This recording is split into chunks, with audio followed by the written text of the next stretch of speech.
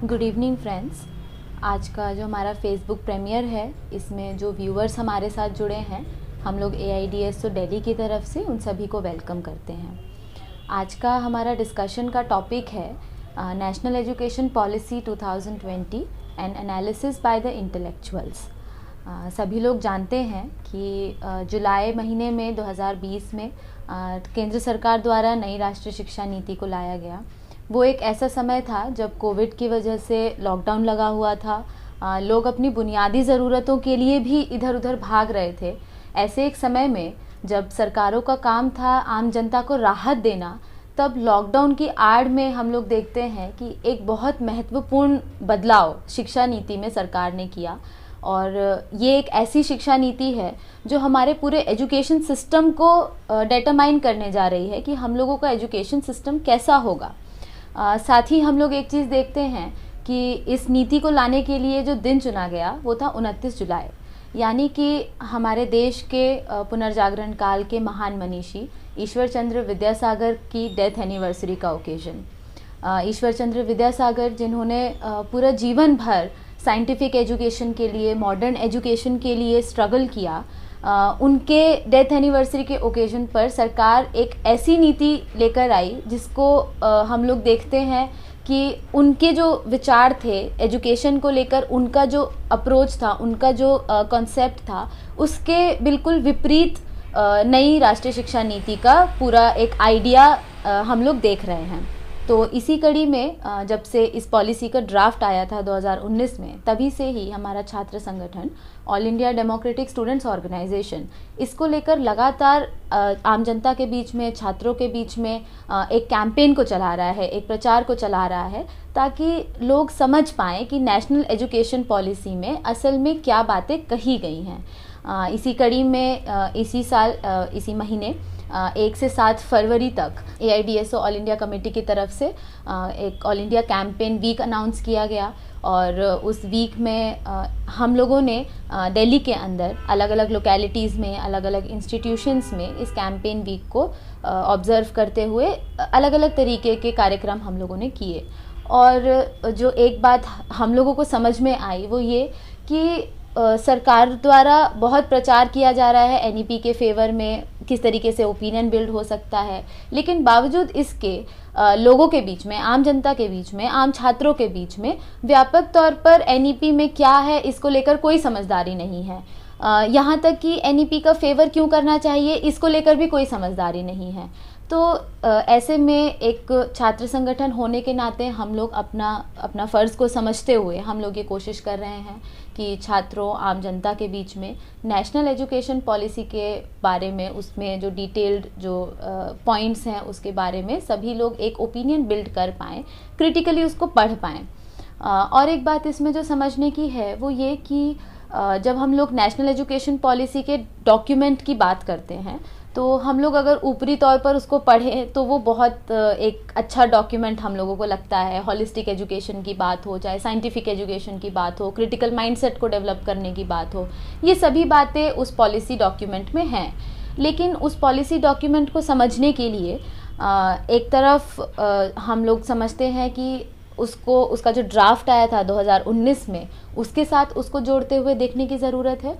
दूसरी तरफ अभी का जो हमारा एजुकेशन सिस्टम है, उस प्रेजेंट एजुकेशन सिस्टम के साथ भी उसको जोड़ते हुए अगर हम लोग समझेंगे तो हम लोग ये देख पाएंगे कि नेशनल एजुकेशन पॉलिसी असल में किस तरीके के चेंजेस की बात करती है। तो इस प्रोग्राम को आगे बढ़ाते हुए इसी कड़ी में हम लोग कुछ टीचर्स, इंटेलेक्चुअल्स हैं जो नेशनल एजुकेशन पॉलिसी के कुछ की पॉइंट्स को लेकर अपनी अपनी बात रखेंगे। तो हमारे बीच में डॉक्टर पूनम बत्रा, जो यूनिवर्सिटी ऑफ दिल्ली का जो डिपार्टमेंट ऑफ एजुकेशन CIE में प्रोफेसर हैं, उन्होंने स्कूल एजुकेशन में जो स्ट्रक्चरल चेंजेस हुए हैं उसके बारे में अपनी बात कही है। तो सबसे पहले मैं डॉक्टर पूनम बत्रा को इनवाइट करना चाहूँगी कि वो अपनी बात रखें। The NEP 2020 promises to be a vision of policy that is forward looking and that promises to give equitable quality education to all children. But if one looks at the policy a little closely, we realize that it does not address or even take cognizance of the fact that the Indian education system is plagued with specific problems that are endemic. And because it's disconnected to the realities that exist, the policy is likely to go down a path which will only perpetuate inequalities in education as well as in society. So it's trying to say that we will now create a structure from 10 plus 2 to a structure 5 plus 3 plus 3 plus 4. Now, what is this structure? Basically, it's a rearrangement of curriculum and pedagogy and not of the physical structure of the schools that exist. It's basically saying that the foundational stage will include 3 years of preschool and 2 years of grade 1 and 2 of the primary level. And this would be focusing on a playway method, an activity-based method, and focus on behavioral issues, issues of creating ethics and morality. And the second stage is called the preparatory stage, which is really the 3 years of primary, that is class 3, 4 and 5. They call it as a preparation for subject-based learning. But in this, they clearly mention that it will be light textbooks. So there's already an indication of a reduced curriculum content. At the middle school level, they take the transition now towards a more formalized subject-based system at classes 6, 7 and 8, with the idea that all subjects will be taught in some depth, whereas the greater depth they talk of at the level of high school. Now, what is the critical aspect that we need to look at? I mean, there's a lot of rhetoric in policy that talks of creating 21st century skills, holistic development, enabling children to learn how to learn rather than, learn by rote. But if one examines closely, what one finds is that there is an emphasis on 4 aspects. One, that content will be reduced. It says it clearly.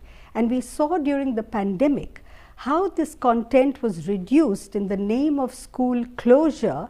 The very chapters in textbooks of classes 11, 12, perhaps even 9th and 10th were reduced by deleting those chapters that actually had to do with the federal structure of the country, citizenship, democracy and other such constitutional values. Now, reducing content for the sake of lowering burden is a bit of a misnomer, because long back the Yashpal Committee told us clearly that the burden on children is not that of textbooks alone, it is actually the burden of non-comprehension, and that aspect this policy does not address. There is a danger of dilution also because there is a focus at the middle school level and at the high school level on vocational education. So they're talking of vocational education as early as class 6, and they're talking of carpentry, pottery making, metal work, electric work and so on, which means that probably the aim is to create cheap labor for the market. And I think this means clearly when it says, when the policy says that, and it says it in black and white, that we will not make a distinction between curricula, co-curricula, between streams of arts, sciences or humanities, and also not between academics and vocational subjects, which means that there is a clear intent to dilute the academic content of school education and even perhaps later at higher education. Now, how on earth does one create children who can think critically, analyze with meticulousness and develop a discerning understanding, as the policy claims, with a content that is so diluted? So I personally think that by rearranging the curricular and pedagogic structures, there is a frontal attack on the very heart and soul of education, which is the ability to engage with subjects, to be able to understand and develop the ability to argue and to develop a reasoned sense of taking issues forward. And to my mind, it seems that the policy has also glossed over the fact that the state school system, which has now existed for generations, has landed up at a place where only 65% of our school children are in the state school system. Privatization, low fee paying schools, all of this have been encouraged over the years. But what this policy does is actually legitimize and institutionalize it. And we can understand this clearly, especially when we look at the section where the policy talks about socio-economically deprived groups, the SEDGs, in which there is almost everybody so-called marginalized or in minority sections, linguistically, religiously, community, SC, ST. Now, if we look at this section, we realize that the policy is stating that we will create multiple pathways of learning for children belonging to the SEDG groups. Now, what are multiple pathways of learning? These are in the form of open distance learning or the National Institute of Open Schooling, which the policy is saying will create an equivalent of class 3, 5 and 8 courses, and also of course at the high school level. Now, which clearly shows that there is an intent, a clear intent by the government to create a system of education that is different for those that are underprivileged and a different one for those that are privileged. So, to my mind, this policy has laid the path for a segregated education system, and which is likely to enhance all kinds of divisions in society, as well as institutionalize and legitimize inequities not only within education but within the larger society. Thank you professor Batra, आपने बहुत ही विस्तृत रूप से school education में जो structural change किया गया है उसके बारे में बताया, और जिस तरीके से स्कूल एजुकेशन का हर एक स्टेप एक लैडर के रूप में स्टूडेंट्स को बिल्ड करने के लिए, उनके आइडियाज़ को बिल्ड करने के लिए काम करता है, उस लैडर को किस तरीके से पूरा तहस नहस किया जा रहा है, इसके बारे में आपने बहुत अच्छे से रखा। बहुत ही गैर वैज्ञानिक तरीके से 10+2 का जो स्ट्रक्चर था उसको चेंज करके 5+3+3+4 का स्ट्रक्चर लाया गया। ये हम लोग देखते हैं कि इसमें केवल एक स्ट्रक्चरल चेंज है, बात ये नहीं है, इसमें और बहुत सारे पॉइंट्स हैं जिन्हें हम लोगों को समझने की ज़रूरत है।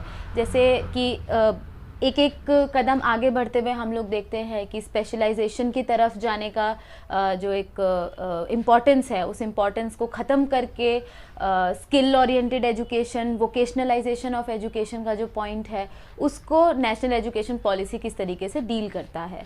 तो हमारा एक बहुत स्ट्रेस देकर इस पॉलिसी में जो एम्प्लॉयमेंट ओरिएंटेड एजुकेशन हो या स्किल ओरिएंटेड एजुकेशन पर जोर दिया जा रहा है, तो इस पॉइंट पर बात रखने के लिए, वोकेशनलाइजेशन ऑफ एजुकेशन पर बात रखने के लिए हमारे त्रिलोकपुरी गवर्नमेंट स्कूल के रिटायर्ड टीचर और एजुकेशन मूवमेंट में जिन्होंने बहुत सक्रिय रूप से हमेशा से भूमिका निभाई है, अभी भी निभा रहे हैं, गिरवर सिंह जी, उनको मैं इनवाइट करना चाहूँगी कि वो अपनी बात रखें।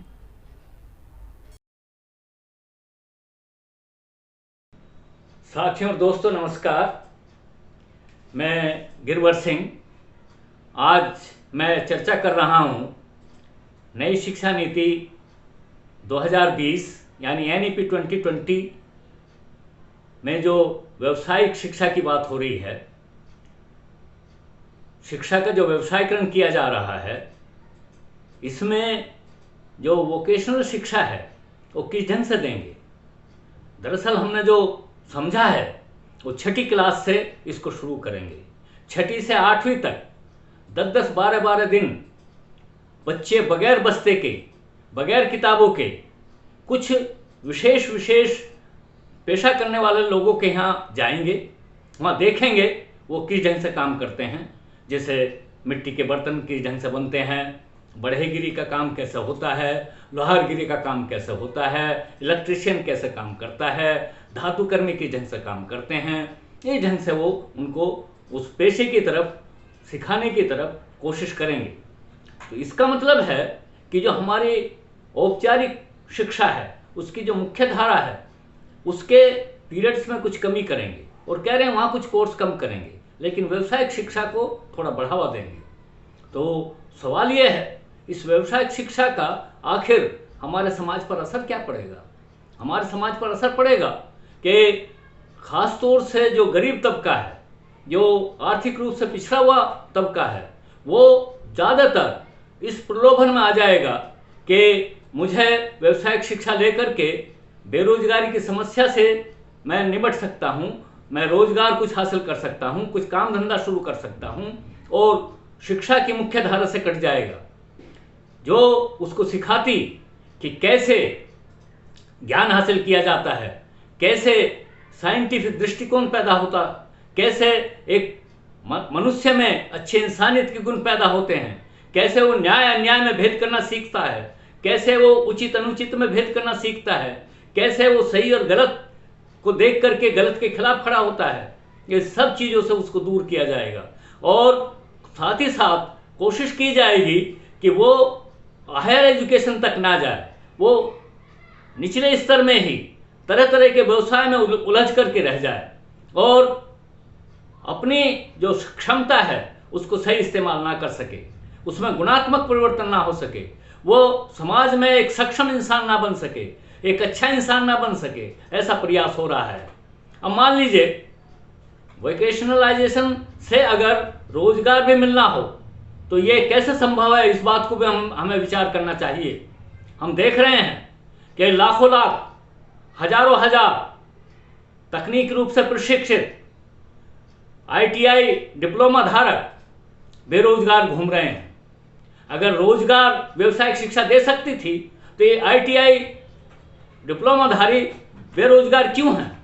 दूसरी तरफ और भी हायर तकनीकी शिक्षा से प्राप्त इंजीनियर्स, डॉक्टर्स, फार्मासिस्ट, नर्स, ये भी लाखों लाख संख्या में बेरोजगार हैं और अन्यथा बेरोजगारी जैसी हालत में हैं, ऐसे काम करने को मजबूर हैं जो उनके प्रशिक्षण से संबंध रखता ही नहीं है। तब ऐसी हालात में रोजगार भी कैसे मिल पाएगा? ये हमारे लिए ये बिल्कुल भटकाव की स्थिति है।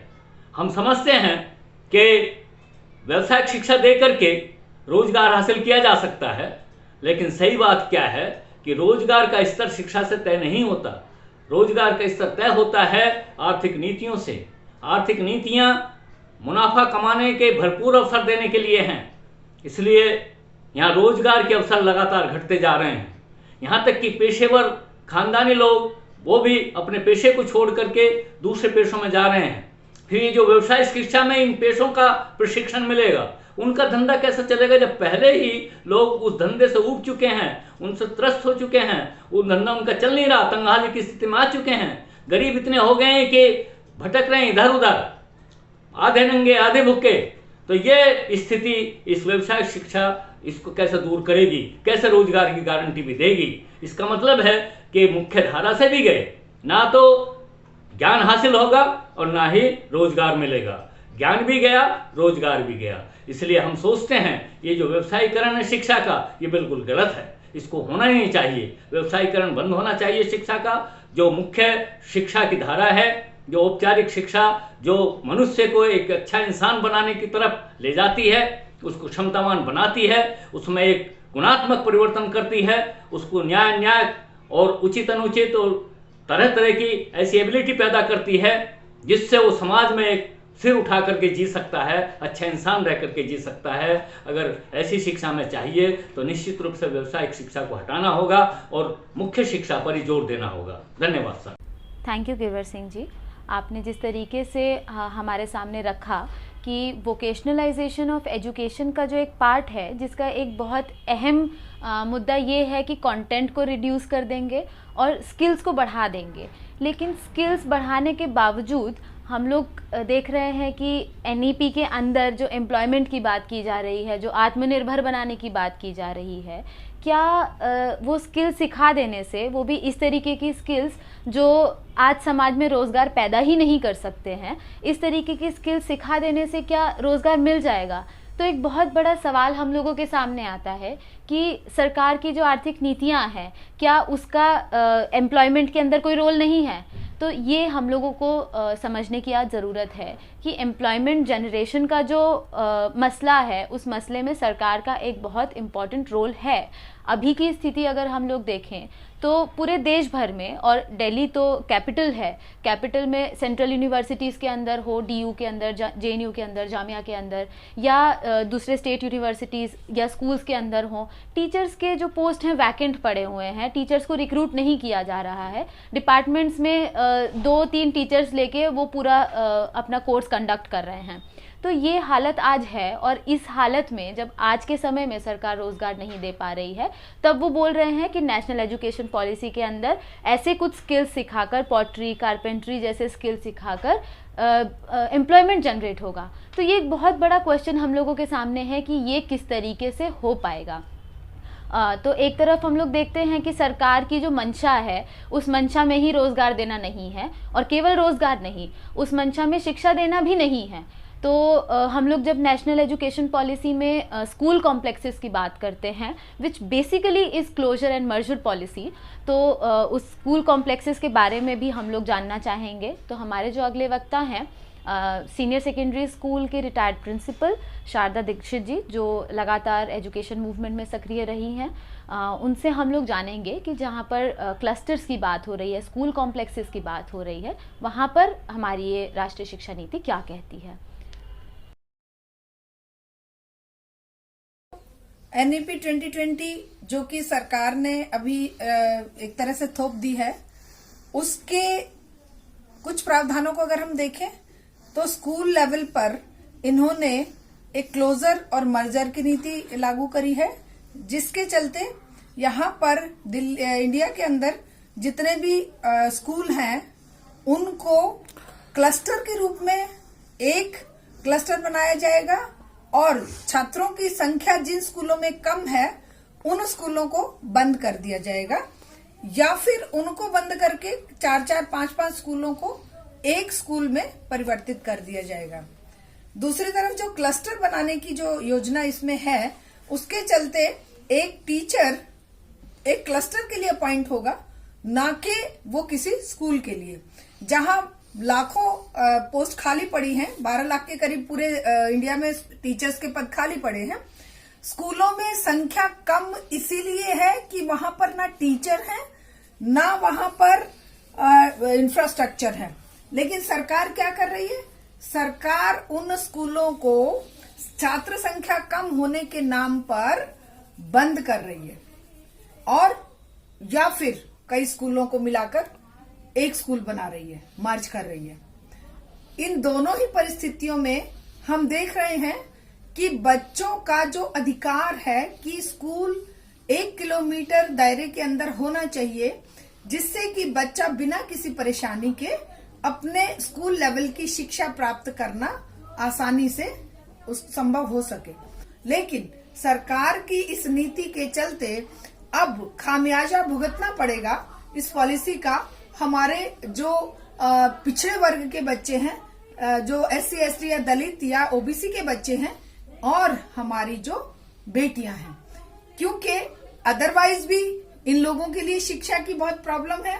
इन लोगों को तो अगर देखा जाए, जो नारा सरकार ने दिया हुआ है कि बेटी बचाओ और बेटी पढ़ाओ, उसके विपरीत ये व्यवस्था जाएगी, उसके विपरीत ये व्यवस्था बन रही है, क्योंकि बेटियों को कोई भी आज के असुरक्षित वातावरण में दूर के स्कूलों में नहीं भेजेगा।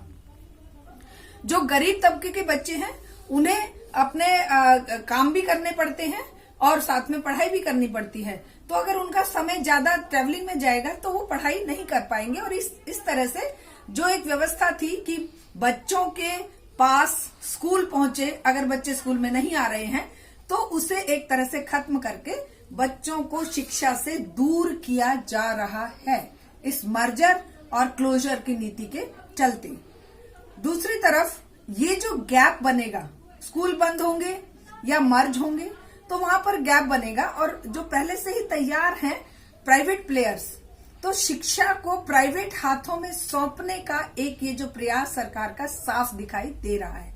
एक तरफ क्लोजर एंड मर्जर से, और दूसरी तरफ क्लोजर और मर्जर के होते ही वहां पर तरह तरह के स्कूल खुल जाएंगे, प्राइवेट स्कूल खुल जाएंगे, जो कि शिक्षा को एक वस्तु के रूप में खरीदने और बेचने की व्यवस्था बना देंगे। जिसकी जेब में पैसा होगा वही बच्चा स्कूल जा पाएगा, वही बच्चा पढ़ पाएगा। लेकिन एक जो सार्वभौमिक शिक्षा हमारे स्कूलों के लिए होनी चाहिए, हमारे समाज के बच्चों के लिए होनी चाहिए, जो अधिकार हमारे संविधान ने दिया है बच्चों को, वो इस नीति के चलते बच्चों से छिन जाएगा, दूर हो जाएगा। जो क्लस्टर बनाने की बात है, स्कूलों को कई कई स्कूलों को इकट्ठा करके एक क्लस्टर बना दिया जाएगा, तो उसमें भी जो एक यूनिट के रूप में स्कूल होता था, जिसका एक प्रधानाचार्य होता था और उसमें स्कूल में टीचर्स और बच्चों का एक रिलेशन होता था, वो इस क्लस्टर व्यवस्था के चलते बच्चों का और टीचर्स का आपस का रिलेशन वो नहीं रहेगा, जो पूरा दिन एक बच्चे के साथ टीचर पढ़ाता है तो रहता है। तो इस तरह से एक तरफ हमारी बेरोजगारी, जो शिक्षक ट्रेन्ड टीचर्स बेरोजगार घूम रहे हैं, और दूसरी तरफ 12 लाख के करीब हमारे पद खाली पड़े हैं, वो और ज्यादा बढ़ेंगे, बेरोजगारी और ज्यादा बढ़ेगी, क्योंकि इसमें जो मर्ज किए जा रहे हैं स्कूल या जो क्लोज कर दिए जा रहे हैं, वो टीचर्स और बेरोजगार हो जाएंगे। तो कुल मिलाकर ये नीति हमारी स्कूली शिक्षा को बहुत बड़ा धक्का लगाने वाली नीति है, और हमारे दलित, वंचित और खास करके बेटियों के लिए ये बहुत ही खतरनाक पॉलिसी है। Thank you Sharda ji. हम लोग देख रहे हैं कि नेशनल एजुकेशन पॉलिसी लगातार GER को बढ़ाने की बात कर रही है। पॉलिसी बोल रही है कि हम लोगों को शिक्षा को सारे स्टूडेंट्स तक, जो पूरा छात्र तबका है, उस तक पहुंचाना है, और उसके विपरीत हम लोग देखते हैं कि यही शिक्षा नीति स्कूल कॉम्प्लेक्सेस की बात कर रही है। तो स्कूल कॉम्प्लेक्सेस की बात करते हुए ये नीति कहती है कि बहुत सारे ऐसे छात्र हैं जो सरकारी स्कूलों में नहीं आ रहे हैं, और जिन सरकारी स्कूलों में छात्र नहीं आ पा रहे हैं उनको हमें बंद कर देना पड़ेगा और एक क्लस्टर बना देना होगा। तो सरकारी स्कूल में छात्र क्यों नहीं आ रहे हैं, ये असल में हम लोगों के सामने एक सवाल है। ये वो मुद्दा है जिस पर बात करनी चाहिए। लेकिन हम लोग देख रहे हैं कि सरकारी स्कूलों में छात्र क्यों नहीं आ रहे हैं, उनको किस तरीके से स्कूलों तक लाया जाएगा, इस बात पर ये पॉलिसी का कोई बात नहीं है। बल्कि ये पॉलिसी बोल रही है कि जहां पर नहीं आ रहे हैं छात्र, उन स्कूलों को हमें बंद कर देना है। तो ये तो इसका कोई समाधान नहीं है कि स्कूल बंद कर देने से तो छात्र स्कूल तक नहीं पहुंच पाएंगे। तो हम लोग देखते हैं कि ये एक्सेसिबिलिटी ऑफ एजुकेशन के ऊपर बहुत बड़ा सवाल ये पॉलिसी खड़ा कर रही है। और जब हम लोग एक्सेसिबिलिटी की बात कर रहे हैं तो ये केवल स्कूल एजुकेशन तक ही सीमित है, ऐसा नहीं है। पूरा एक समग्र रूप से स्कूल एजुकेशन से लेकर हायर एजुकेशन तक हम लोग देख रहे हैं कि ये एक्सेसिबिलिटी का सवाल, डेमोक्रेटाइजेशन का सवाल पूरे एक एजुकेशन सिस्टम के साथ जुड़ा हुआ है। और नेशनल एजुकेशन पॉलिसी में इस पर किस तरीके से बात की जा रही है, इसको खासकर हायर एजुकेशन में डेमोक्रेटाइजेशन ऑफ एजुकेशन पर किस तरीके से बात की जा रही है, ये रखने के लिए दिल्ली यूनिवर्सिटी के KMC कॉलेज में डिपार्टमेंट ऑफ इकोनॉमिक्स के प्रोफेसर सौम्यदीप भट्टाचार्य जी को मैं इनवाइट करना चाहूँगी कि वो अपनी बात रखें।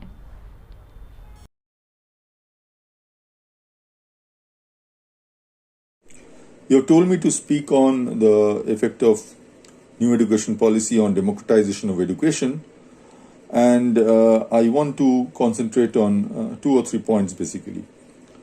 The first thing is it is going to quite severely cut the access to education for particularly the marginalized groups, but not only them, quite a wide section of the society.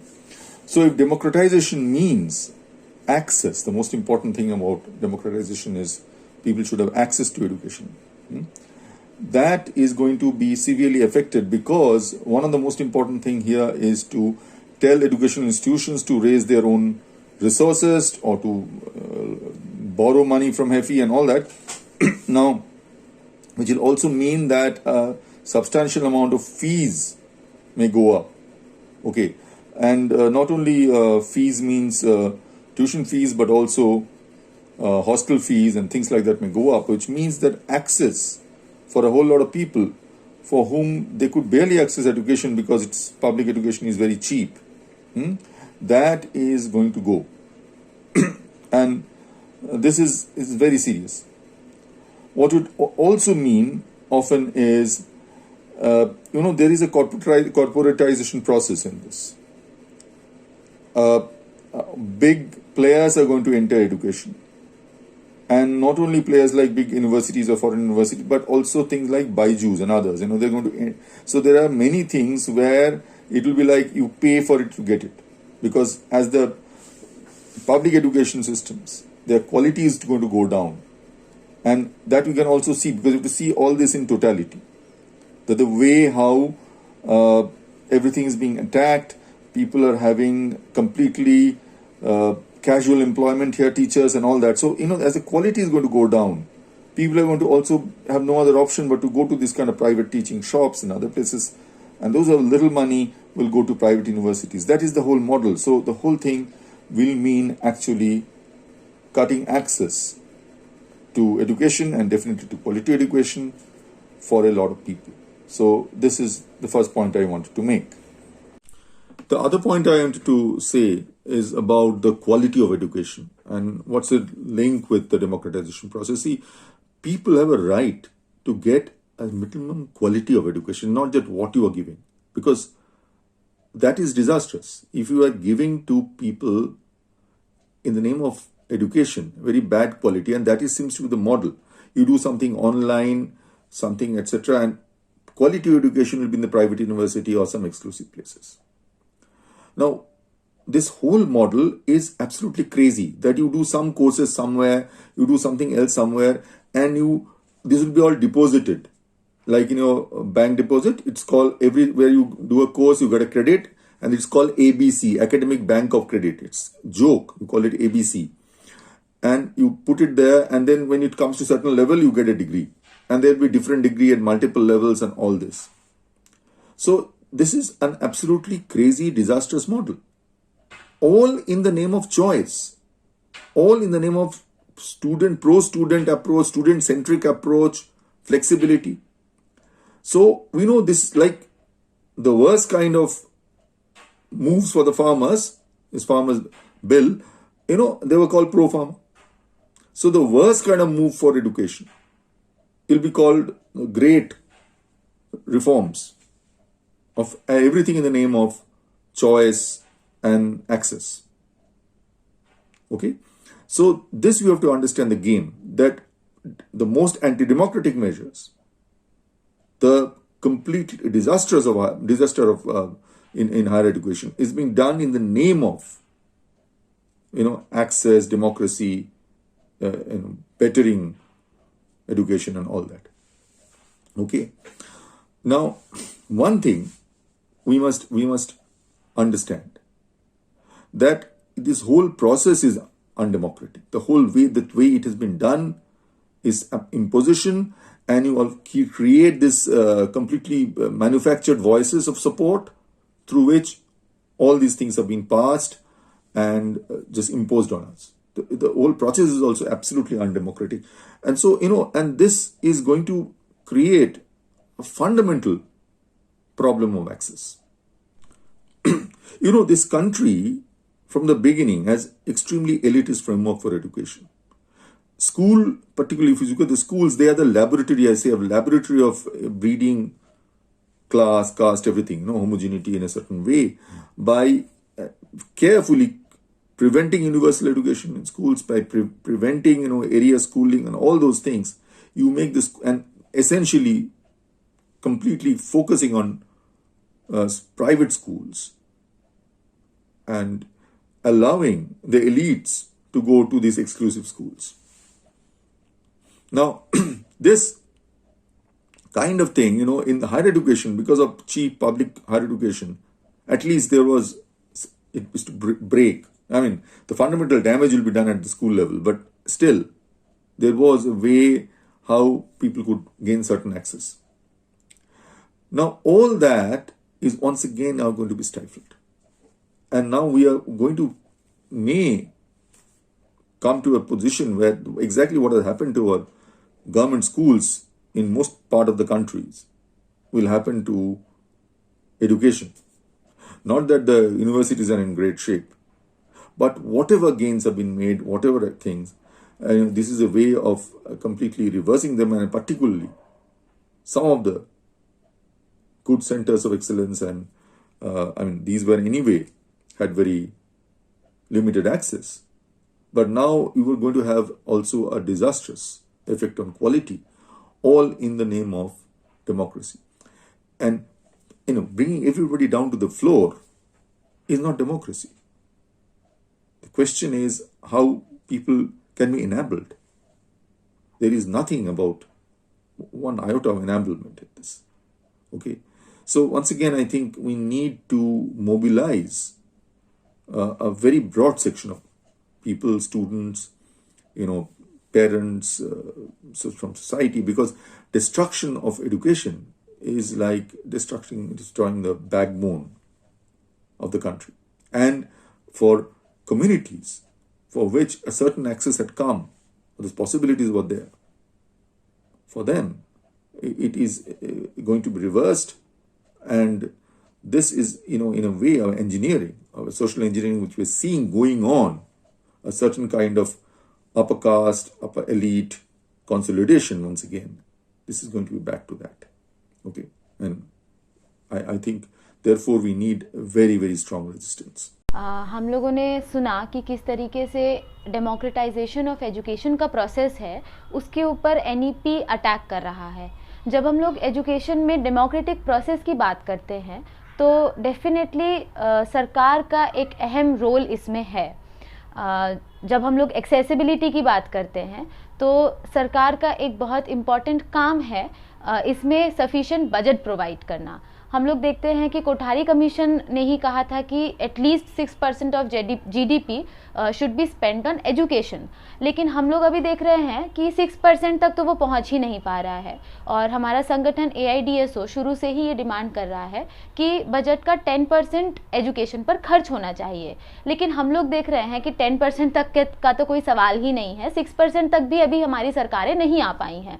तो ये जो पूरा public funded education का जो concept है, अगर fund allocate नहीं किया जाएगा एजुकेशन के लिए तो पब्लिक फंडेड एजुकेशन तो पूरा तहस नहस हो जाएगा. और पब्लिक फंडेड एजुकेशन का तहस नहस होने का मतलब ही है कि एक बहुत बड़ा तबका हमारे देश का एजुकेशन से दूर हो जाएगा. तो जब ये सरकार NEP में एक्सेसिबिलिटी ऑफ एजुकेशन की बात कर रही है तो बहुत ही कॉन्ट्राडिक्टरी टर्म्स में ये चीज़ें हम लोगों को नेशनल एजुकेशन पॉलिसी में देखने के लिए मिलती है. तो इस बात को सर ने बहुत अच्छे से हम लोगों के सामने रखा. पॉइंट जो नेशनल एजुकेशन पॉलिसी में डील किया जा रहा है वो है इंडियन नॉलेज सिस्टम का पॉइंट.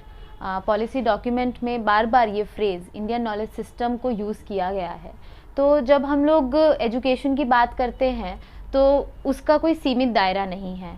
तो इंडियनाइजेशन ऑफ एजुकेशन का क्या मतलब है, इसके ऊपर भी हम लोगों को आज एक समझदारी बनाने की ज़रूरत है, क्योंकि एजुकेशन का कोई जोग्राफिकल बाउंड्रीज़ नहीं होता है.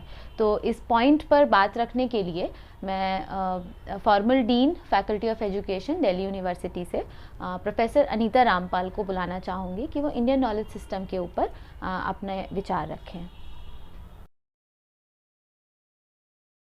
This policy that has come is not only worrying, but is also going to create a lot of disruption in the education system, as we have all seen.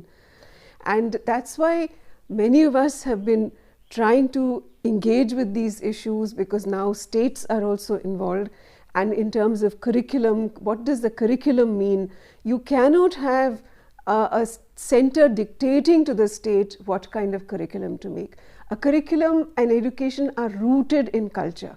When children make sense of knowledge, when children make sense of the world around them, they do it through their experience. And for that, you really need to ground it, not have it coming from a very centralized position. And in terms of the Indian knowledge system, which is now being pushed into the curriculum at every level, from school to the university, it is a kind of rhetoric. It is a rhetoric which is trying to come to say that there is something that's going to be decided in terms of the system, the education system that has always discriminated, that has always ensured that there is segregation, the system which has actually deprived millions of our children from accessing education. And then you come back to that and you can create some understanding. You actually manufacture something which comes under the name of Indian knowledge system. Yes, we work in science, we work in social science, we talk when we are deciding, developing curricula, we talk of knowledges of children, knowledges of communities, and with a focus on the knowledge which children bring, the knowledge which a person living in the forest brings, which is much more detailed and intensive than what a protected child sitting in an environment, an urban privileged environment like ours might have. And that is what we have done right through at least the elementary curriculum.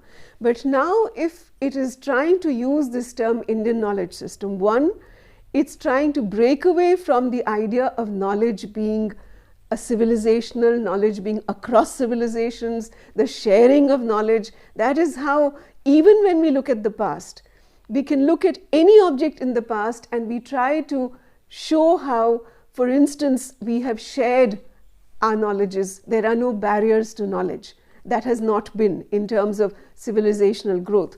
And even the example we might take in elementary school is looking at the water harvest management in, say, Rajasthan, a Bauli made in Udaipur, which was written about by Al-Biruni. So why do we bring the traveler's eyes? We bring the traveler's vision because we are saying that when people, travelers or seekers of knowledge, came from across the boundaries of what was this subcontinent, they actually commented and looked and lauded some things which we might not even look at. So we are trying to bring young children to understand that there are no boundaries. There are no boundaries for knowledge. In the Gandhian way, when he said, if you are really rooted in where you are, then you really must have all your windows open because you want a free exchange of ideas. And now to say that in science we are going to be talking of some mythical ideas about what science had done or achieved, this is pseudoscience. And that we see is happening. We see whether it's the IIT Kharagpur calendar or it's other references being made by ministers or it's talking about Gaumutra and COVID. I mean, all these things are something that we must remember are actually pseudoscience, are actually creating, are going against the Constitution because the Constitution says scientific temper is the fundamental duty of everyone.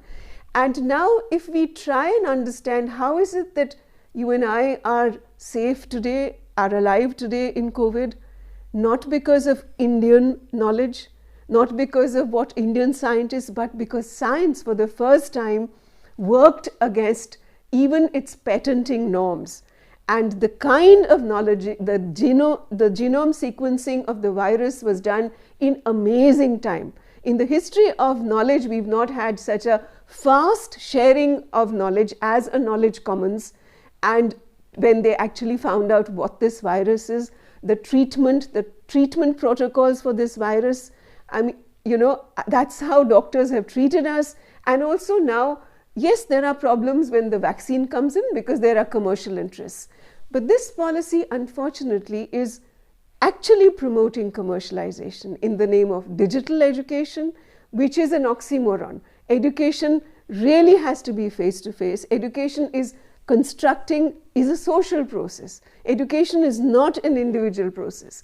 But this policy is lauding customized, individualized systems of education and not recognizing what has happened in the COVID, the kind of devastating digital divides which have actually thrown out children, even taken children's lives when they are trying to deal with what this notion about having a phone or looking at at a device and trying to make sense of your curriculum or your knowledge. Thank you professor Rampal. जिस तरीके से आपने बताया कि ये जो concept of Indian knowledge system या Indianisation of education है, ये किस तरीके से हमारे पूरे सोसाइटी को इम्पैक्ट करेगा, पूरा एक छात्र तबके के बीच में फेनेटिक माइंड को डेवलप करना, उनके बीच में ब्लाइंड नेशनलिज्म को डेवलप करने का एक काम करेगा। इसका एक घातक परिणाम हम लोग आने वाले दिनों में देखेंगे। तो ये एक बहुत महत्वपूर्ण बिंदु है जो आपने छुआ। इस चर्चा के दौर को आगे बढ़ाते हुए एनईपी रिसर्च क्षेत्र में जिन बदलावों की बात कर रही है उस बारे में हम लोग बात करेंगे, और एनईपी के अंदर नेशनल रिसर्च फाउंडेशन की बात की गई है। तो ये एनआरएफ किस तरीके से फंक्शन करेगा, किस तरीके से रिसर्च के क्षेत्र में बदलाव करेगा, इस बारे में हम लोग सुनेंगे। हमारे जो अगले वक्ता हैं school of social sciences JNU से प्रोफेसर सच्चिदानंद सिन्हा, उनको मैं इनवाइट करूंगी कि वो इस बारे में अपनी बात रखें। साथियों नमस्कार। मुझे कहा गया है कि मैं एनआरएफ यानी कि नेशनल रिसर्च फाउंडेशन जिसके बारे में न्यू एजुकेशन पॉलिसी 2020 में जिसका जिक्र किया गया है, और उसका प्रमुख ध्येय जो है वो ये है कि कैसे हम अपने विश्वविद्यालयों में और शिक्षण संस्थानों में, रिसर्च संस्थानों में कैपेसिटी बिल्ड करें, और उन क्षेत्रों में, उन तमाम सारे क्षेत्रों में जहाँ पे कि रिसर्च और इनोवेशन की ज़रूरत है, उसमें उसको हम कैसे बढ़ाएं।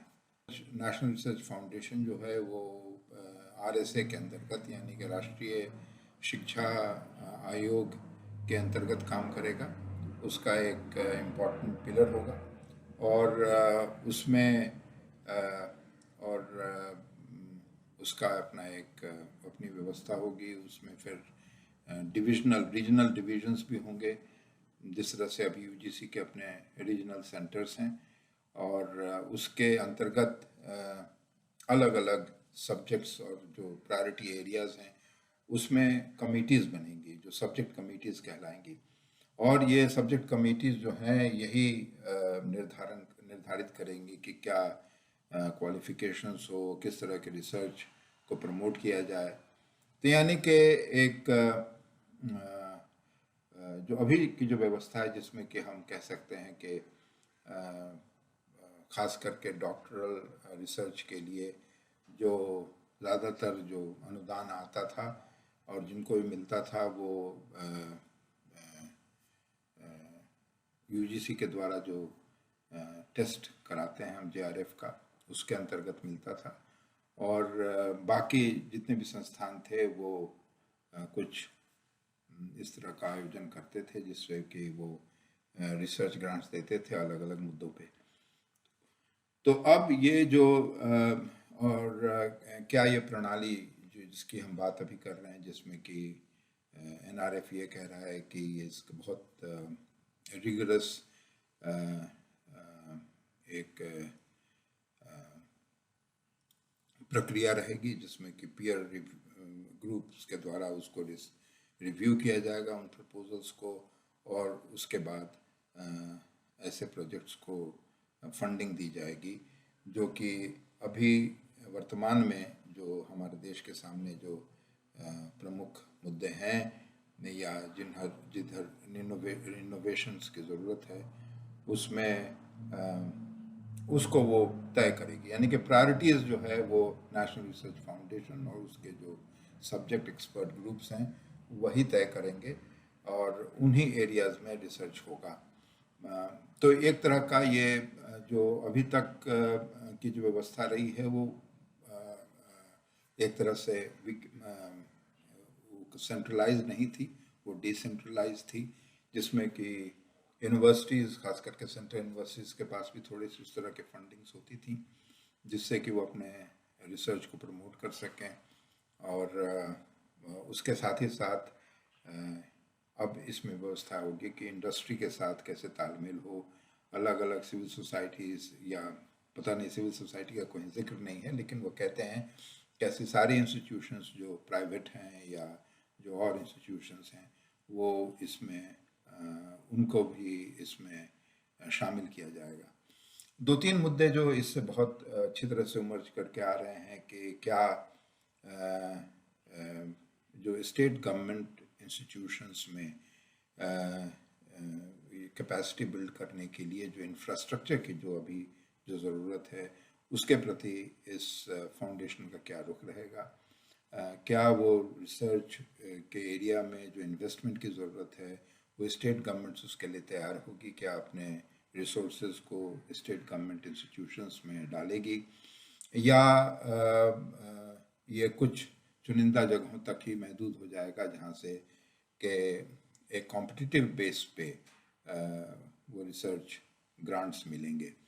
इन रिसर्च ग्रांट्स के द्वारा ये पता नहीं है, अभी तक ऐसा कहीं कोई जिक्र नहीं है इस 20 पन्नों में जिसमें कि ये कहा जाए कि साहब वो जो सोशली और इकोनॉमिकली डिप्राइव्ड ग्रुप्स हैं जिसका जिक्र किया गया है, ख़ास करके शेड्यूल कास्ट, शेड्यूल ट्राइब्स के लिए कुछ, या वुमेन के लिए, या ऐसे मुद्दे जो कि हमारे लिए समाज में काफ़ी मायने रखते हैं, जो इनइक्वालिटी से जुड़े हों, जो शोषण से जुड़े हों, जो डिस्क्रिमिनेशन से जुड़े हों, इनका क्या, इसको कितना तवज्जो मिलेगा, क्योंकि जब एक केंद्रीय, जब ये रीजनल लेवल पे और नेशनल लेवल पे इनका सेंट्रलाइजेशन होगा तो वो सारे मुद्दे, वो सारे विषय और वैसी जो प्रॉब्लम्स हमारे समाज के सामने हैं उनको हम किस तरह से इसमें शामिल कर पाएंगे। तो ये एक मुद्दा रहेगा जिस पे कि आने वाले दिनों में देखने की ज़रूरत है। Thank you professor Sinha. जब हम लोग रिसर्च की बात करते हैं तो एक तरफ हम लोग देख रहे हैं कि नेशनल एजुकेशन पॉलिसी रिसर्च के सेक्टर में भी एक सेंट्रलाइज्ड कंट्रोल की बात कर रही है, और दूसरी तरफ हम लोग देखते हैं कि रिसर्च को आज जितना प्रमोट करने की ज़रूरत है, उसके लिए जितना फंडिंग करने की ज़रूरत है, उस सेक्टर को जितना डाइवर्सिफाई करने की ज़रूरत है, उसके विपरीत एनईपी उसको और भी ज़्यादा नैरो करने की तरफ बढ़ रही है। रिसर्च में उन सेक्टर्स में फंडिंग की बात कर रही है जो मार्केट ओरिएंटेड हैं या जो इंडस्ट्री ओरिएंटेड हैं, या फिर दूसरा उन चीज़ों को प्रमोट करने की बात कर रही है जो हम लोगों ने सुना कि इंडियन नॉलेज सिस्टम के नाम पर जिनमें हेल्प की जा सकती है। तो उसी का ही एक बहुत रीसेंट एग्जांपल हम लोगों ने देखा कि हंसराज कॉलेज में एक रिसर्च सेंटर खोला गया, एक गाय रखी गई वहाँ पर, उस जगह पर जो गर्ल्स हॉस्टल के लिए एलोकेटेड था। तो ये एनईपी के जो सजेशंस हैं, ऐसा नहीं है कि एनईपी एक ही बार में पूरा लागू कर दिया जाएगा, धीरे धीरे करके हम लोग देख रहे हैं कि उसके सजेशंस लागू हो रहे हैं। तो यही हम लोग रिसर्च के सेक्टर में भी देख रहे हैं कि अभी रिसर्च को किस तरीके से नैरो किया जा सकता है, उसको नैरो डाउन करने की तरफ ही एनईपी एक बहुत बड़ा कदम है। कार्यक्रम को आगे बढ़ाते हुए अभी हम लोग बात करेंगे हायर एजुकेशन में जो एक बहुत इम्पॉर्टेंट चेंज एनईपी के तहत लाया गया है, वो है अभी जो हम लोग 3 ईयर अंडर ग्रेजुएट कोर्सेज देखते हैं उसको 4 ईयर अंडर ग्रेजुएट कोर्सेज करने के बारे में, और दूसरा multiple exit and entry points के बारे में। तो ये एक बहुत इम्पॉर्टेंट मुद्दा है जिसके ऊपर हम लोगों को चर्चा करने की ज़रूरत है। तो इस पॉइंट पर अपनी बात रखने के लिए मैं department of English Dayal Singh college Delhi university के प्रोफेसर एन सचिन को बुलाना चाहूँगी कि वो अपनी बात रखें। NEP 2020 in its final form talks about world-class education, global standards, and to achieve that they are proposing a 4-year undergraduate model. So of course, they have changed the entire pattern for the country, and they say that this is the most radical change that they have in store to achieve the international standard that they want to achieve. We have to consider a lot of things before before we come to any kind of position regarding 4-year undergraduate course or NEP 2020. In my understanding, 4-year undergraduate course is very much based on something called credit equivalence and credit transfer. This of course will align yourself with the global credit regime in academia. That is point number one. But at the same time, 4-year undergraduate course is not something that we should have in our system for various reasons. So this credit transfer and credit mobility that they talk about is again something that is affordable only to a select few. In India, instead of the earlier and the existing 3-year model in undergraduate studies, when you add the 4th year, you are increasing the cost of education. In India, the gross enrollment ratio, even in the government reports, is hovering somewhere around 30%. Is it the ideal? Not at all. Where do we have 4-year undergraduate program and credit transfer of the kind that they are trying to sell to us? In states and nations where the gross enrollment ratio is either 85% and higher, or 90% and higher, or even close to 100%. I'm talking about gross enrollment ratio in higher education. We have a system of school education where we have dropouts, and even after all this dropout, out of the total eligible population for higher education in India, only 30% are reaching higher educational institutions. Here, they are proposing a 4-year model, which will increase the cost of education, which will increase the span of education, and which also has a multiple entry and exit point, which is built in. Please understand that this built-in entry and exit is nothing but a saleable claptrap. So this entry is not the point here. It is basically exit. You can exit the point of education or the scheme of education at multiple stages, and then you can join. Who can afford that? And what will happen to the people who are exercising that?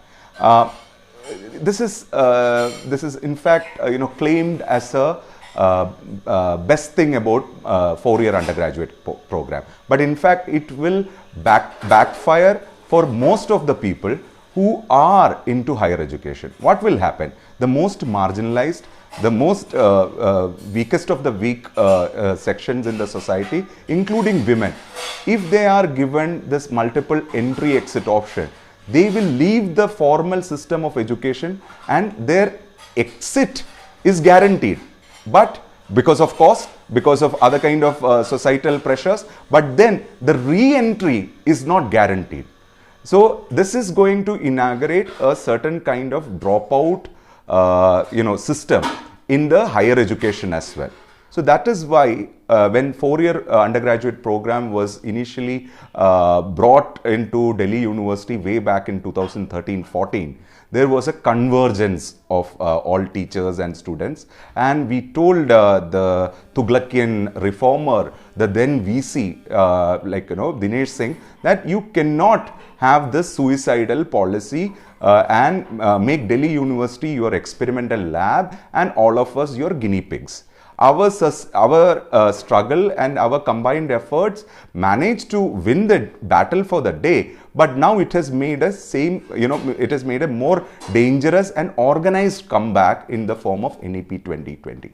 And in NEP 2020, when they talk about 4-year undergraduate program as the clincher, as the deal to make India globally viable in terms of higher education, the reality is going to bite all of us in the coming days. People will further get marginalized and pushed out of higher education system. The 30% that they are claiming is something that we should inquire further. This is after the 1990s globalization and liberalization in the economic policy and in educational system as well. And the students from regional places, they won't be able to crack this QCET exam that they are having for entrance, for entrance purpose to all these central universities. They will only be cracked by those people who can avail costly shadow teaching shops like entrance coaching centers.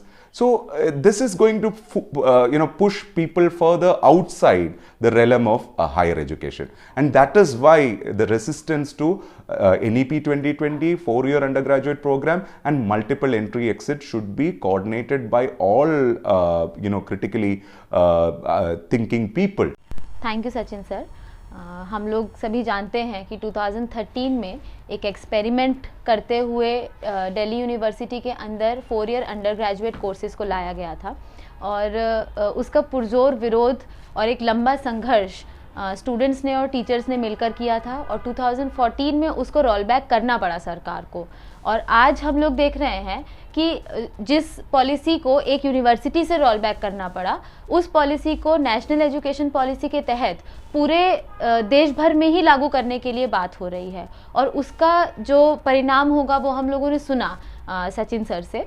तो ये एक बात है, और दूसरा एक इसमें जो एक महत्वपूर्ण बिंदु है वो है मल्टीपल एग्जिट एंट्री का पॉइंट्स। तो जब हम लोग मल्टीपल एग्जिट एंट्री पॉइंट्स की बात कर रहे हैं, तो हम लोग देखते हैं कि बात हो रही है कि एजुकेशन किस तरीके से सब तक पहुंचेगा, लेकिन ये एक धोखे के अलावा कुछ नहीं है। मल्टीपल एग्जिट पॉइंट्स या एंट्री पॉइंट्स का मतलब है कि स्टूडेंट्स का ड्रॉप आउट्स का बढ़ना। तो ये सिर्फ एक चॉकलेट की तरह है कि ठीक है, आप एक सर्टिफिकेट या एक डिप्लोमा एक चॉकलेट की तरह ले लो और आप चले जाओ। और दूसरी तरफ हम लोग देखते हैं कि एजुकेशन का जो मकसद है वो केवल इतना ही बना देने की तरफ एक कदम है कि आपको डिग्री मिल जाए, या आपको कोई एक सर्टिफिकेट, डिप्लोमा, डिग्री, कोई भी एक डॉक्यूमेंट मिल जाए जिससे कि आपके लिए एक हाथ में कागज़ का टुकड़ा हो कि आप एजुकेटेड हो। तो ये एक पूरा एजुकेशन का जो सिस्टम है या एजुकेशन का जो एक पूरा पर्पस है उसको ही डाइल्यूट करने की तरफ एनईपी में ये एक बहुत इम्पॉर्टेंट कदम उठाया गया है। इसी बात को आगे बढ़ाते हुए हम लोग देखते हैं कि पिछले 2 साल से पूरा एक ऑनलाइन एजुकेशन सिस्टम जो पूरा चल रहा है हम लोगों ने देखा, और उसका जो रिज़ल्ट हो रहा है वो भी हम लोग देख रहे हैं। और एनईपी में भी बार बार डिजिटलाइजेशन ऑफ एजुकेशन की बात बार बार की जा रही है, ऑनलाइन एजुकेशन की बात, एबीसी की बात। तो क्लासरूम टीचिंग को रिप्लेस करते हुए किस तरीके से चाहे ब्लेंडेड मोड के थ्रू हो, एबीसी के थ्रू हो, ऑनलाइन एजुकेशन को प्रमोट करने की जो बात है ये नेशनल एजुकेशन पॉलिसी में हो रही है। तो इस बिंदु पर चर्चा करने के लिए मैं आगे department of mathematics Saint Stephen's College Delhi University से प्रोफेसर नंदिता नारायण, जो फॉर्मर डूटा प्रेसिडेंट रह चुकी हैं, मैं उनसे अपील करूंगी कि वो अपनी बात रखें।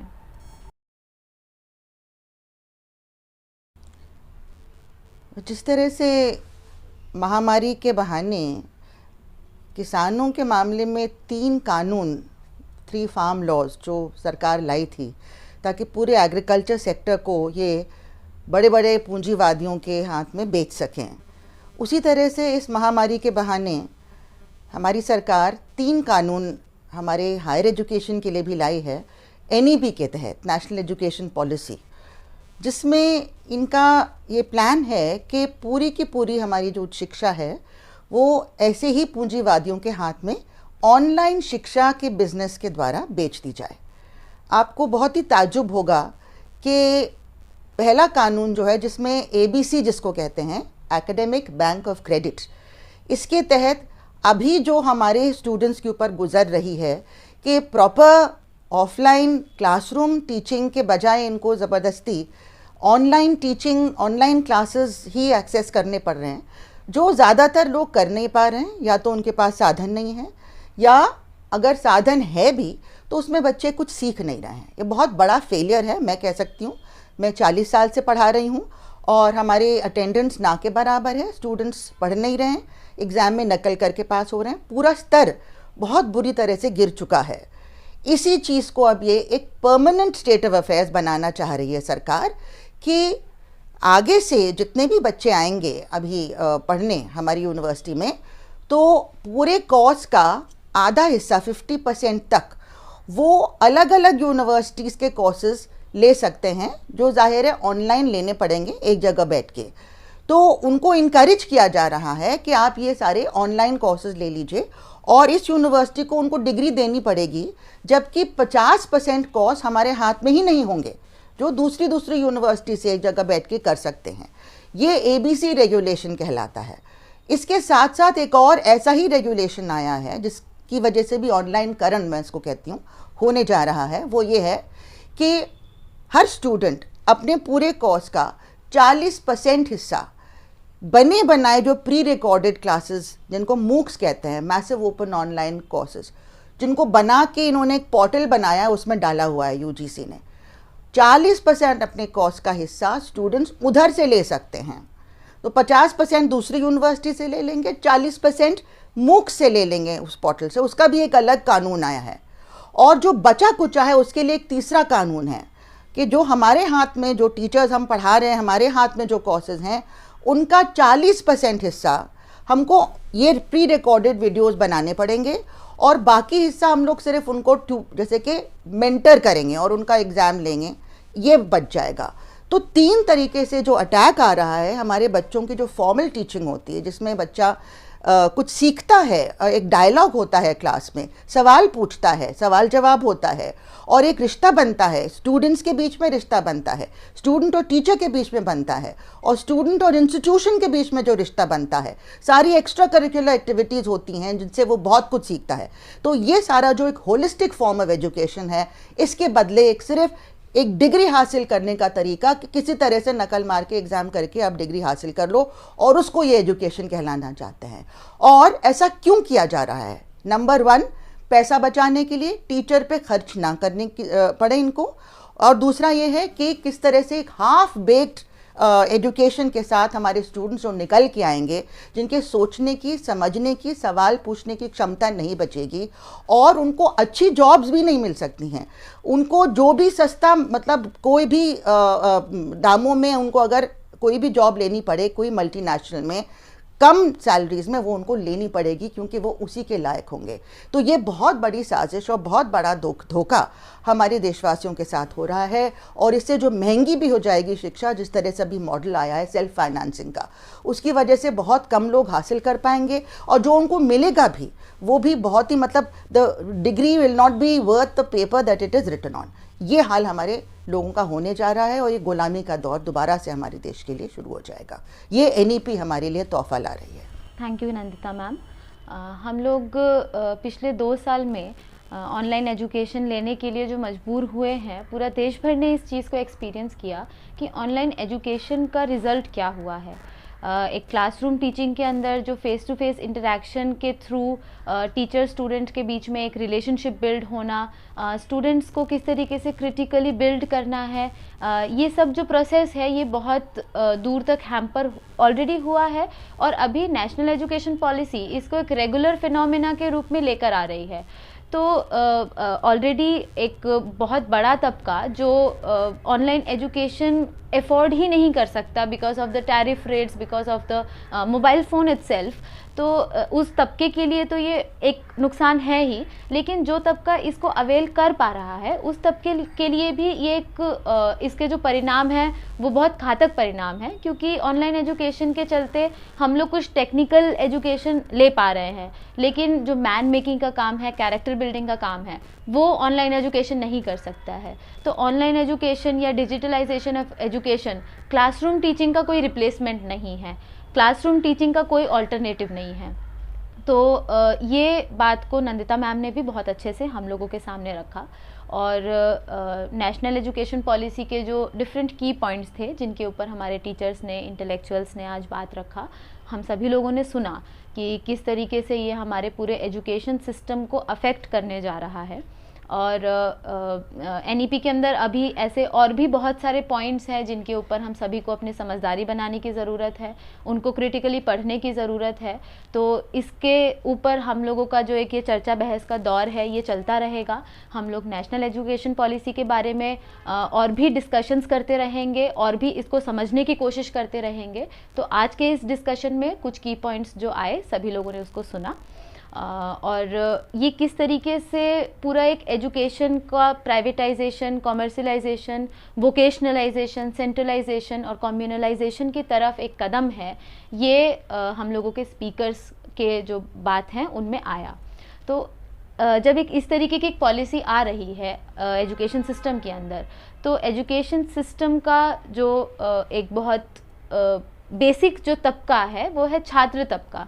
तो अभी इस तरीके के चेंजेस होने पर स्टूडेंट्स का क्या रोल होगा, और साथ ही साथ एक छात्र संगठन होने के नाते AIDSO का क्या रोल ये पॉलिसी आने के बाद रहा है, इस बारे में अपनी बात रखने के लिए मैं AIDSO दिल्ली के स्टेट प्रेसिडेंट प्रशांत कुमार जी को इनवाइट करना चाहूँगी। नई शिक्षा नीति पर अभी कुछ शिक्षाविदों को आपने सुना और नई शिक्षा नीति में किन तरीके की समस्याएं हैं, इन समस्याओं को भी हमने जानने की कोशिश की। और जिस तरह से नई शिक्षा नीति पूरे देश में आज लागू किया जा रहा है, जिस तेजी के साथ, उससे शायद चीजें और भी स्पष्ट रूप में हमारे सामने आ रही है कि जो चीजें नई शिक्षा नीति में शायद हमें कंफ्यूजिंग लग रहा था, किस तरीके से लागू किया जाएगा, क्या लागू किया जाएगा, जिस तरह से ये लागू किया जा रहा है, शिक्षा के भारतीयकरण के नाम पर हो, चाहे स्कूल्स के क्लोजर और मर्जर के नाम पे हो, क्लस्टर ऑफ स्कूल्स के नाम पे हो, उससे हमें समझने में अब आसानी हो रही है कि ये शिक्षा नीति दरअसल क्या करना चाह रही है। ये शिक्षा नीति पूरी तरह से शिक्षा के निजीकरण, व्यापारीकरण, शिक्षा के द्वारा खास करके हिंदुवादी मानसिकता को पूरी तरह से समाज में छात्रों के अंदर उसको घुसाने की कोशिश और शिक्षा के केंद्रीयकरण की कोशिश, इन सब तरीकों से ये शिक्षा नीति एक तरीके से पूरे शिक्षा व्यवस्था को एक नए तरीके से मोड़ देने की कोशिश कर रही है। इसको समझते हुए ही, जब से ही इस शिक्षा नीति का प्रारूप आया, हमारा संगठन उस शिक्षा नीति के प्रारूप को गहराई से पढ़ते हुए, समझते हुए और कोशिश की कि सरकार को अपना भी मत रखे, अपना हम लोग विचार रखें। हमने कोशिश की कि इसमें और क्या होना चाहिए, कहां पर सरकार को रुकना चाहिए और कहां पर सरकार को कोशिश करनी चाहिए, इस पर हम लोग ने अपना ज्ञापन दिया, लेकिन सरकार ने उस ज्ञापन का जरा भी संज्ञान नहीं लिया। हमने कोशिश की सरकार से मिलने की, लेकिन हमें कोई वक्त नहीं दिया गया। और इसको समझते हुए ही हम लोगों ने ये शिक्षा नीति क्या करने जा रही है, हम लोगों ने शुरू से ही इस शिक्षा नीति के खिलाफ छात्रों को और तमाम शिक्षा प्रेमी जनता को हम लोगों ने लामबंद करने की कोशिश की। लगातार हम लोग इस आंदोलन को चलाते आए हैं और आज जब ये नई शिक्षा नीति पूरे देश में लागू हो रही है और इसके जो दूरगामी जो प्रभाव हैं वो हमें समझ में पूरा आ रहा है, तो हमारा छात्र संगठन पूरी मजबूती के साथ, पूरी अपनी ताकत के साथ हम लोग आज पूरे देश में इस आंदोलन को संगठित करने की कोशिश कर रहे हैं। स्कूल्स में, कॉलेजेस में, शिक्षाविदों के बीच, छात्रों के बीच, शिक्षकों के बीच और शिक्षा प्रेमी जनता के बीच AIDSO के साथ ही हर जगह जा रहे हैं और कोशिश कर रहे हैं कि ये शिक्षा नीति के हर पन्ने को खोल करके आम जनता के सामने में रख देने का। और जहां तक भी हम इसको रख पा रहे हैं, जनता भरपूर ताकत के साथ इस शिक्षा नीति का विरोध करने के लिए आज तैयार हो रही है। हमारा अपील है आप सभी से, खास करके छात्र समुदाय से, कि इस शिक्षा नीति को बारीकी से समझें, बारीकी से जानने की कोशिश करें, सरकार क्या लागू कर रही है इसको भी समझने की कोशिश करें, अपने आंखों को और अपने मानसिकता को पूरी तरह से खुला रखकर हम ये देखने की कोशिश करें कि ये शिक्षा नीति क्या करने जा रही है, और इसको समझते हुए इस शिक्षा नीति के खिलाफ एक जोरदार आंदोलन पूरे देश में हम निर्मित करें। यही अपील AIDSO की तरफ से हम आपको करना चाहते हैं। धन्यवाद। इस कार्यक्रम को समाप्ति की ओर ले जाते हुए मैं AIDSO दिल्ली राज्य कमेटी की ओर से हमारे वक्ताओं को और हमारे श्रोताओं को, जो काफ़ी देर से हम लोगों के साथ जुड़े हुए हैं, उनको धन्यवाद करना चाहूँगी। और यही उम्मीद के साथ कि NEP जो कि एक बहुत विनाशकारी नीति है, जो हमारे पूरे एजुकेशन सिस्टम को बर्बाद करने के लिए आ रही है, इसके खिलाफ एक मूवमेंट को बिल्डअप करने के लिए हम सभी, पूरा एक छात्र तबका और आम जनता, इस नीति को वापस कराने के लिए आगे आएंगे। यही उम्मीद के साथ हम लोग आज के इस कार्यक्रम को यहाँ समाप्त करते हैं।